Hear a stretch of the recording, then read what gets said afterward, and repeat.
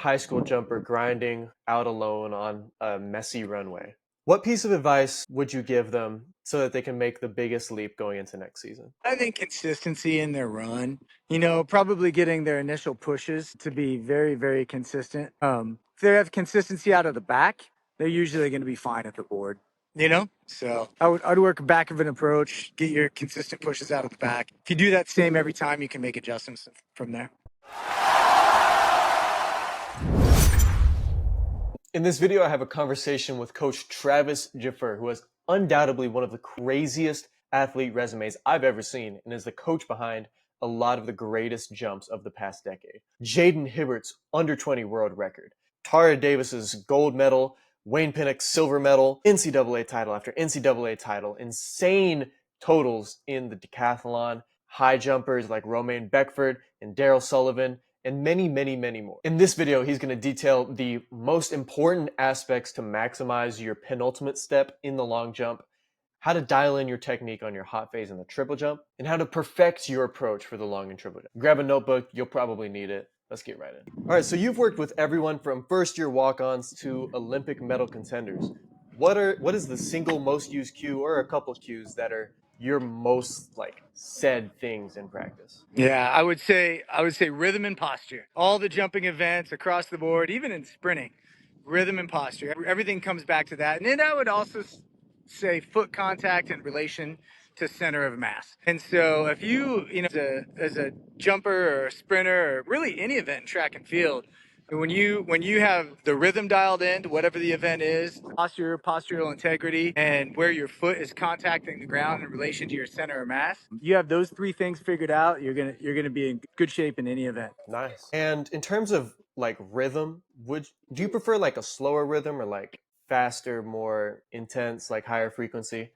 What's your check mark for good rhythm? I mean, in general, you would say it's slow to fast, but I think of it's more in terms of powerful to transition and in turning over. We're pretty aggressive out of the back of our approaches. Our athletes are taught to push, and so we want to get going similar to an acceleration phase in sprinting, and then work a transition phase and then a turnover phase at the end. So it's also maximum controllable velocity and that tall, floaty, free run at the end of any approach. It can't be a down and driving type of feeling through the board. Yeah. Yeah, because if you're still in an acceleration, head down, you're still going, you're not going to be able to get that posture ready for takeoff.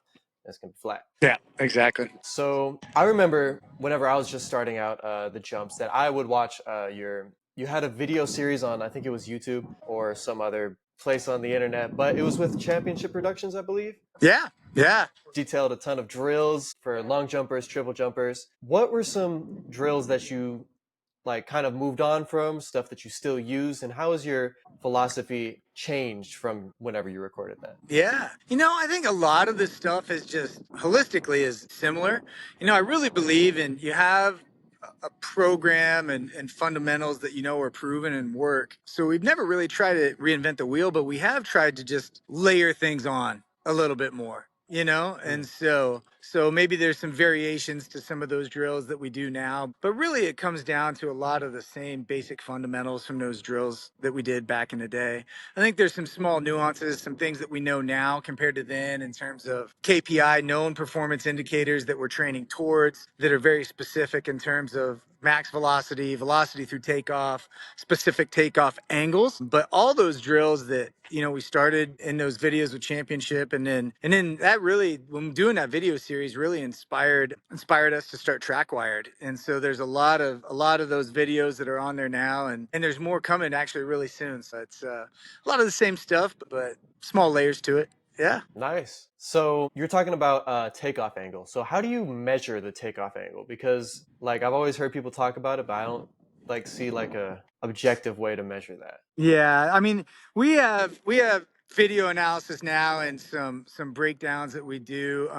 Sports science department with USA Track and Field is extremely helpful in helping us figure out some of that data. So it's really just taking data off of raw video and figuring out the angles, and then we have that video analyzed for takeoff angle, but then on velocities we measure it. We have a muscle lab system that we measure velocity, and we get instant feedback. And then there's stuff on apps now too, where to measure stride length specifically coming in and velocity coming in. And so all those different KPI, we're getting relatively instant feedback. I get the beams out a lot, measure from 11 to 1. So Mhm. velocity really is a huge factor in what we're looking at on the runway. Yep. So what velocities are you looking for your athletes to hit? Is it like 11 meters per second? Yeah. Yeah. Yeah. So yeah, the fastest athletes that I've had on the men's side are Wayne Pinnock, Jerry Lawson, Kerry McLeod have all been really fast on the runway, reaching up, around 11 meters per second. And then the other factor is like how well do they convert, through toe off? How much of that speed are they actually carrying through the board? Tara has actually been up towards 10 meters per second on the women's side, and she is just from a postural standpoint and maintenance of velocity, she's one of the best out there. I mean, she's super fast, but she's doing a good job of moving through her penultimate and carrying that velocity through the board. There's always a loss of horizontal velocity to create vertical velocity at the board. It's just how much can you minimize it and then hit the perfect combination of maintenance of velocity with a 24 degree takeoff angle. 24 degrees is really specific. Yeah, it is. All the takeoff angles for the most part are going to vary between 19 to 26 degrees in the long jump. So we're trying to hover right around there. Nice. Not too Yeah. high, not too low. Yep. I like it. And Yep. that's kind of like different from like I guess traditional projectile motion like in physics, like where normally an optimal projection angle would be like 45 degrees. Yeah. Why is that? Yeah, because your optimal projection angle, and normally in physics goes from 0, meaning you're on the ground at that angle. What we're talking about is your center of mass. So your center of mass is already, 1 point, or depending on how tall the athlete is, but a meter in the air. You know what I'm saying? Okay. So Yeah. that's what changes the angle of takeoff, and it's actually the same in the throws. When you look at that strike angle, Krauser's strike angle in the shot put is a lot more flat than do a lot of people just because he's 6 feet 6 inches tall. So Yeah. Krauser great was question. massive. Yeah. So, what are your methods for cleaning up a sloppy penultimate step to get it more like a Tara's, like you were talking about earlier? Gallop drills. We do a ton of gallop drills. And then just maintenance of posture through gallop drills, gallop run takeoffs. We'll do some box jumps where we're basically feeling like we're running up the stairs. Have a 4-inch box on the penultimate step and an 8-inch box on the takeoff steps. Yeah, those are a few of them. But gallop drills are the most specific thing that you can do to mimic the long jump takeoff and moving through the penultimate. So often people think they have this big load up on the penultimate. It's really just a slight lowering of the hips, and ultimately you're just catching an oscillation of a tall floaty run more than anything else. So it's a lot less than what people realize, if that makes sense. So, if you're an athlete who's maybe like working by themselves and, just them and a camera or something, what would you tell them to make sure that they're doing the gallop drills correctly? Yeah, it's interesting. I think our philosophy differs from a lot of people. In the gallop drill, we actually try to stay on the ball of the penultimate foot. And we think about, so if you're taking off your left foot, we're thinking about an exchange of that right to left of the hips. And we stay on the ball of the right foot with that and trying to actively push our left foot down. When you're running at full speed, you can't stay on the ball of the right foot. It does go heel to toe, but a lot of people teach that heel to toe, and what we teach is not exactly the opposite of that, but we want to get through that penultimate quicker as opposed to settling on it. Okay.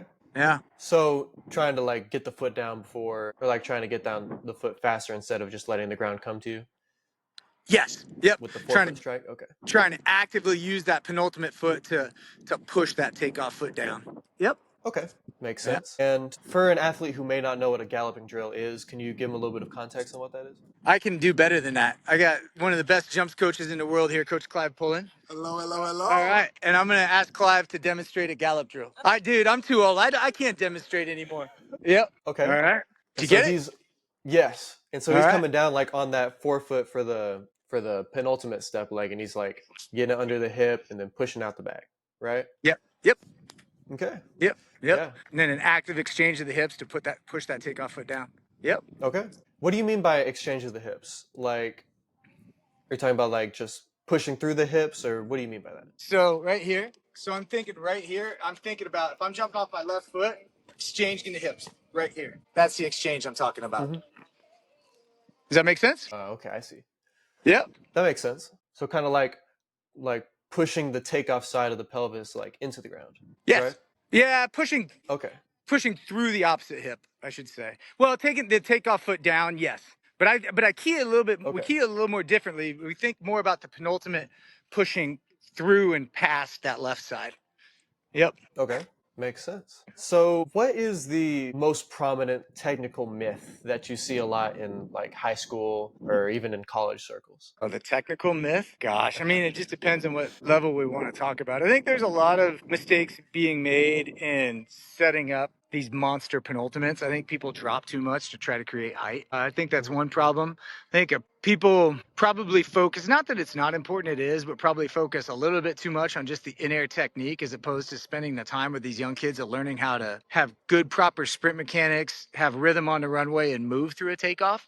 I think 90% of the jump is the approach and then the movement through the takeoff. And then the in-air technique is, in my opinion, the last 10%. So, um, yeah, I'd say those things in general. There's got to be a lot of time committed to developing good sprint mechanics. High jump, long jump, triple jump. Obviously, sprinters, hurdlers, everybody, but we do a ton of sprint drills. Before we lift weights, we do sprint drills. In our warm up, we have active sprint drills. I mean, in our cool down, we're doing sprint drills. Like it, just fundamental sprint mechanics is everything. Yep. What sprint drills do you use the most often to maybe address different problems? Like, do you specifically prescribe them to address problems, or you have general sprint drills that you use on everybody? I would say it's pretty general, but I mean, your typical A skips, A exchanges, rotary runs, prance drills, all those things where you're looking at, again, where how your foot is contacting the ground, how you're reacting off the ground, where your postural integrity is, and just you're keeping your posture and just moving, how the arms are synced.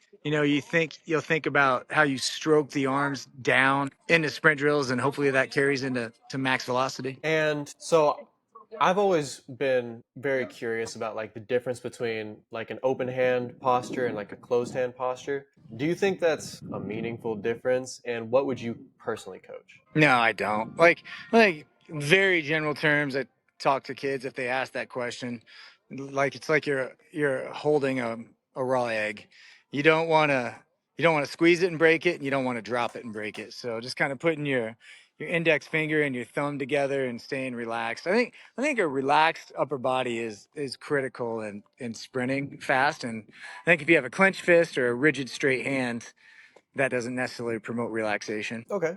I've heard a lot of people talk about the relaxation component of sprinting and how important that is. How do you get an athlete to still try to sprint fast but also relax? You usually start with their face. You relax and unlock your jaw, relax your cheeks. It kind of moves its way down. But uh, yeah, then your neck's relaxed, your traps are relaxed, your arms can move more freely, and your feet always have to keep up with your hands. So start with that. Okay. So start with the face and then everything moves from that. Mm-hmm. Nice, interesting. So going back to the jumps, I wanted to talk a little bit about triple jump. How do you drill the hop landing? Because that's a lot of people's pain point is that hop landing. They either have like a they either have a really flat step phase or Mm-hmm. they're losing all their speed on that hop landing. What ways do you address this? Cue the arms. We cue long arms into the hop, which gives a stretch reflex through that hip flexor and lets that hop leg cycle back through much easier. And then you got to recover the arms and then rip the arms through on the step phase to promote an active step phase. And when you do that, you can maintain your speed through the board. And you almost think of it as a runoff as opposed to a hop. A runoff that's an extension of your approach, and Hmm. that allows you to turn the triple jump then into a double jump. Interesting. And what do you mean by you said you cue long arms? What do you mean by that? Running long into your arms. So if you're double arm technique, running long into the arms, which allows you to create displacement and moving through that takeoff and feel that stretch through the takeoff leg. Okay. So like pushing them forward, you mean? Like long forward? Forward and up. Okay. Forward and up. Yep. Got it. Okay. And you said just running off the takeoff board and using it like as an extension of your run, Yep. right? Exactly. Okay. Yep. And so I've heard a lot of people talk about the drop leg in triple jump. Mm-hmm. How important do you think that is? And how do you address it for people who struggle to not use Yeah, it? you don't want the thing to cycle up high behind you. You do want to keep it low, like you're stepping on top of a cone or something like that. And then that gives you that full extension from your foot through the top of your head. And then everything can cycle back through and down a lot cleaner. It also allows you to maintain your posture and not get your upper body ahead of the contact. Does that make sense? That makes sense. Yeah. So going into the takeoff of the triple jump, it's a lot of people struggle with what to do with their arms. I see a lot Mm-hmm. of people with big gathers. I see a lot of people just struggle with it. So what do you usually coach in terms of the arm technique going into the takeoff? Well, with the men, we have a double, and we run it. It's not a. I would watch Jonathan Edwards videos, probably more than anything, and it's not a true double. It's kind of a hybrid. And then in the women's side, just a big run into a single arm typically. So, Okay. yep. You just want to make sure that you're not losing velocity on your last couple steps with this big gather. You want to keep speed through Hmm. the board more than anything else. Yep. Okay. So, And that kind of goes along with what doing a you were podcast. saying. Yep. That kind of goes along with what you were saying with the using the hop as an extension of your run, where you're Yes. not really having a big takeoff, instead, rather kind of just keeping the sprint cycle. Yep. Exactly. 100%. So Here, I'll show going you. back to, okay, Here. perfect. All right, hold on one second. So we're just doing some hops off the actual long jump board. Ah! I think it just barely got out of frame. Oh no, it looked good. Oh no. Yeah, So good job, brother. just going back to what you said earlier about the arm action and the hop, just to clear something up. So you said on the takeoff you long arms, and Yep. then going into the landing, what would you cue? I would gather, make sure You you get said the arms back and then rip them through during impulse. Yep. okay. You don't want to be early with it, and you don't want to be late. You don't want those arms dragging behind. So after that long into the arms, getting your arms back behind you, and when it's time to rip, you rip the arms and you try to put your foot through the ground on that step face. Okay. So it seems from my perspective that you place a lot of emphasis on the arms in terms of cueing and where the foot placement is. Is It that is. accurate? Yeah. Oh yeah. Absolutely. Yep. Okay. And then what do you think is the most important thing for an athlete to be aware of in whenever they're going through their triple jump in practice and in Yeah. competitions? I'd say maintenance of posture more than anything else. Maintaining that posture and stiff impulses. Yep. Okay. Yeah. And what would be a good posture look like? Just head neutral, chest up. Just you're standing and looking straight forward, not letting your chest get forward, not letting your head chin tip forward or back. Mostly the most common mistake is just that chest getting ahead. You just got to stay upright and feel as tall as possible. So, yep. Nice. So going back to the long jump and specifically the penultimate step, you were saying that a lot of people lower too much. Yep. So what do you think is a good balance between lowering just enough but then still maintaining that sprint speed? I mean, that's just if you see a huge break and this monster pop up into takeoff, you're doing too much. If you see a nice subtle oscillation of the hips and maintaining velocity through the takeoff, you're doing pretty good. I mean, I had a guy years ago. He'd have this huge setup, and it looked like his bomb of a jump, and it would land at 770. And I'm like, dude, do you want to do that and have everybody go, oh? And then when the number pops up, it's like, okay. Or do you want to actually keep your speed through the jump and jump over 8 meters where everybody's truly impressed? And then Yeah. he did it and jumped 8 to 19, and it was a huge breakthrough. Yeah. It's like that internal battle between wanting to feel like you're jumping far and actually jumping far. Exactly. Yep. Yeah. Yep. That's a great way to say it.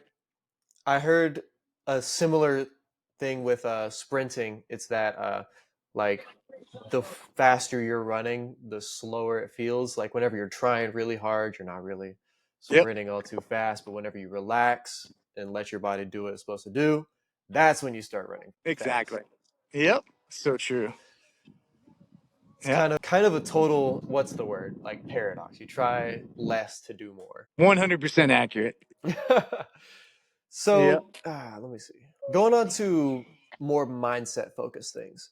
Between Olympic athletes and athletes who are not at that level yet, what mindset changes do you see in that journey? I mean, I think elite athletes are very process oriented as opposed to outcome oriented, and it's just what you have to do, and it's simply a matter of executing the plan. And so I think Tara and her physio said it best last year. Like it can be easy.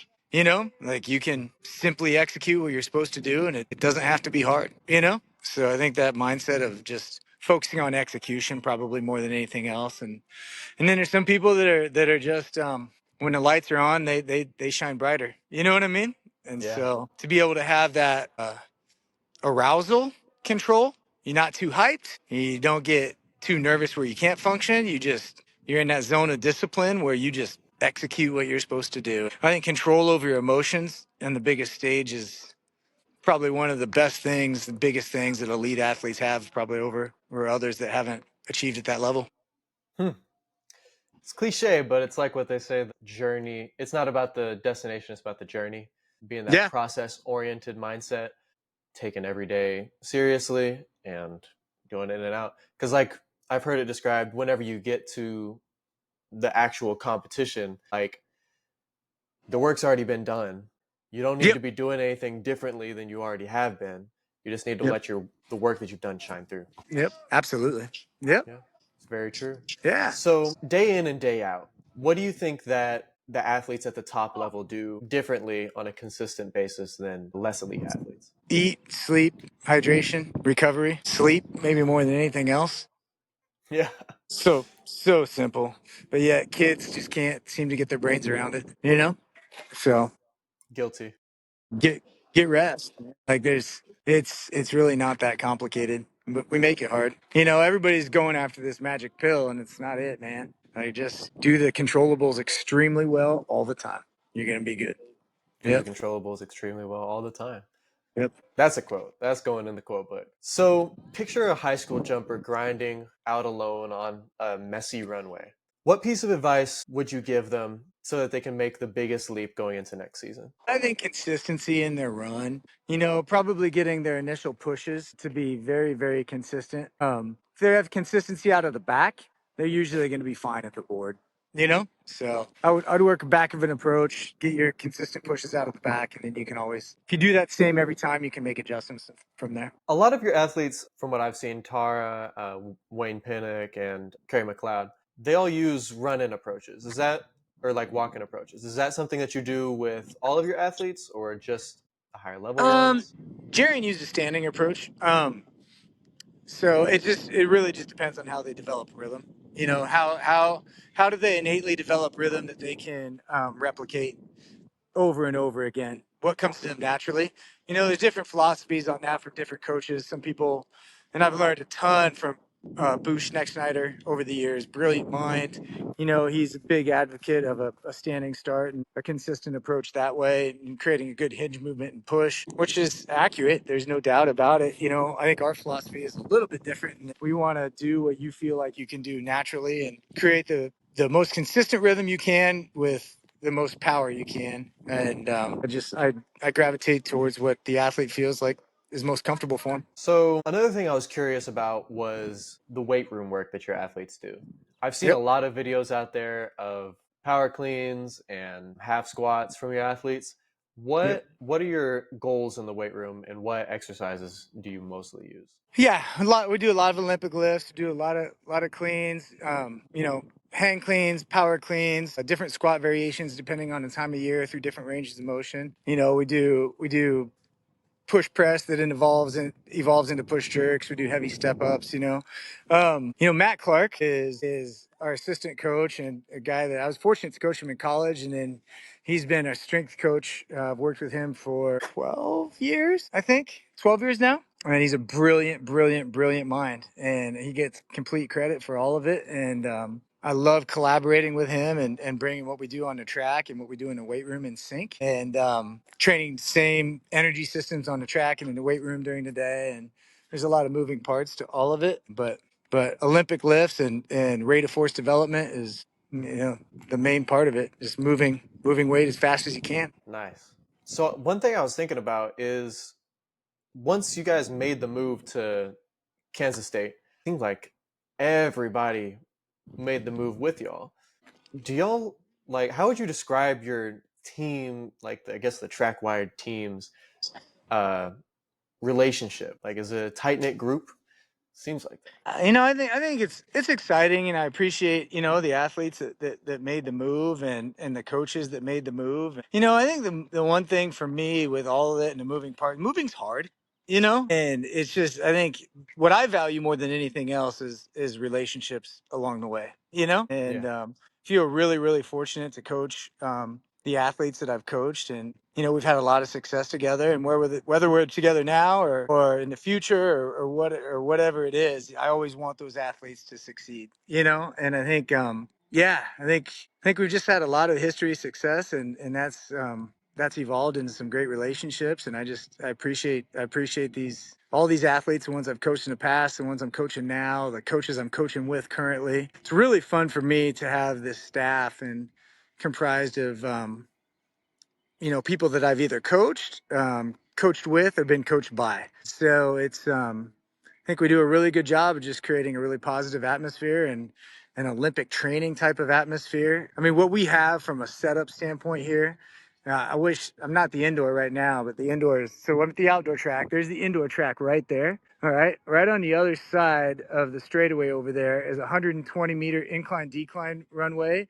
at a 1.5-degree grade. And then inside, that was just built, is another uphill bounding runway at 3 degrees. I mean, it's insane. We got a 40-meter Yeah. sand pit up over on the other side of the track over here. I mean, it's insane.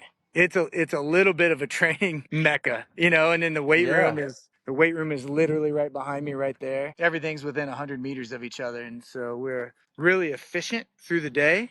Have everything we need, got the 1080 machine, all of it, man. So it's cool. It's Yeah, it cool. really seems like We're having training fun. And I heaven. got to give a lot of credit to these coaches. I've got 20 plus years worth of workouts that we can kind of tap into and have historical data, but there's some great minds that I'm really fortunate to work with right now.